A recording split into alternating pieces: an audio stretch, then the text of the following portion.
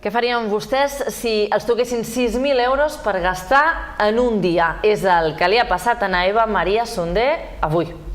Li ha tocat el premi de sorteig que fan els petits i mitjans comerços d'Eivissa i Formentera i no ha tingut gaires problemes per gastar-se sous. Una nevera, roba, 2 televisors, un casc de moto i fins i tot portes per la tanca de ses cabres. Eva Maria ha repartit el premi amb el seu marit i els seus 2 fills. Més que compres, són regals. Eva Maria Sander Plasman no pot evitar somriure d'orella a orella mentre explica com han arribat a les seues mans aquests sous. Había comprado una maquinita de cortar la barba para los reyes de mi hijo y nada, rellené un boleto y tocó. Li han tocat 6.000 euros per gastar en els comerços que varen participar a la campanya de Nadal de PIMEF, amb un màxim de 600 euros per comerç, perquè el premi quedi més repartit.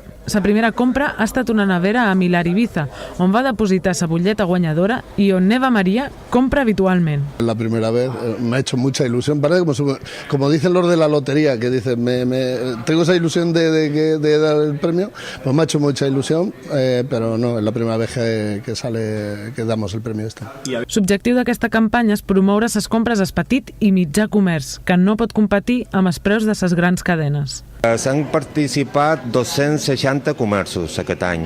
Ha hagut una miqueta més de participació i ha estat tot un èxit. La veritat és que és l'octava edició de la campanya, serveix per incentivar les compres a Nadal i tenim que agrair tant al Consell d'Eivissa com a tots els municipis la col·laboració que fan cada any en aquesta campanya que per al comerç és important. Vicent Tur assegura que el sorteig té més èxit cada any.